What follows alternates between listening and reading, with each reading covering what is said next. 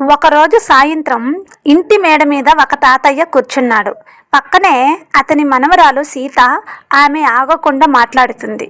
ఒక్క నిమిషం చెప్పడానికి ఇంకో విషయం. తాతయ్య నిశ్శబ్దంగా వింటూ నవ్వుతూ అన్నాడు, సీతమ్మ, ఒక చిన్న కథ వింటావా? సీత కళ్ళల్లో ఆనందం. చెప్పు తాతయ్య. ఒకప్పుడు రామాపురం అనే గ్రామం ఉండేది.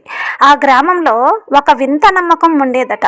గట్టిగా మాట్లాడినా వారే తెలివైన వారు. అందుకే ఆ గ్రామం మొత్తం శబ్దంతో నిండిపోయేదట. చిన్న విషయమైన గొడవ, పెద్ద విషయమైన గొడవ, మౌనంగా ఉండేవారిని ఎవరు పట్టించుకునేవారు కాదు. ఆ గ్రామంలో రామయ్య అనే వ్యక్తి ఉండేవాడు. అతను తక్కువగా మాట్లాడేవాడు, ఎక్కువగా వినేవాడు. ఎవరు ఎంత మాట్లాడినా అతను కేవలం వింటూ ఉండేవాడు. అందుకే ఆ గ్రామంలోని వాళ్ళు అతనిని ఎగతాళి చేసేవారు. ఇతనికి ఏమీ తెలియదు, అందుకే మాట్లాడదు. కానీ రామయ్య ఎప్పుడూ కోప్పడలేదు.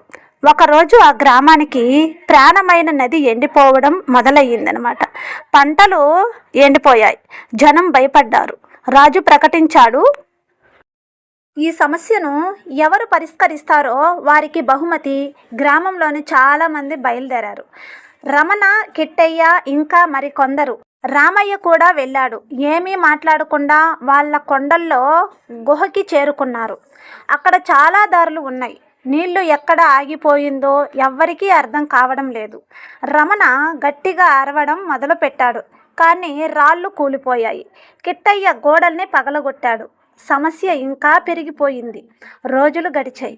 అందరూ అలసిపోయారు. అప్పుడు రామయ్య ముందుకు వచ్చాడు. అతను ఏమీ చేయలేదు, కేవలం కూర్చున్నాడు. అందరూ నవ్వుకున్నారు. ఇతను ఏమీ చేస్తాడు కానీ రామయ్య నిశ్శబ్దంగా విన్నాడు. నీటి చుక్కలు పడే శబ్దం, గాలి వచ్చే దారి, అవి అతనికి ఒక మార్గం చూపించాయి. రామయ్య ఒక పెద్ద రాయి దగ్గరకు వెళ్ళాడు. కొద్దిసేపు విన్నాడు.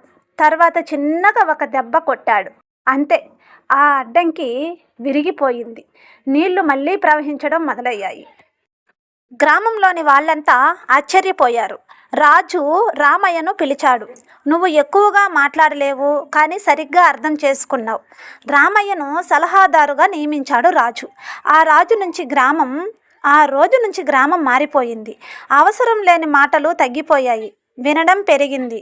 తాతయ్య సీత వైపు చూసి అన్నాడు, సీతమ్మ మాట్లాడడం తప్పులేదు, కానీ అవసరం లేని మాటలు మాట్లాడకూడదు.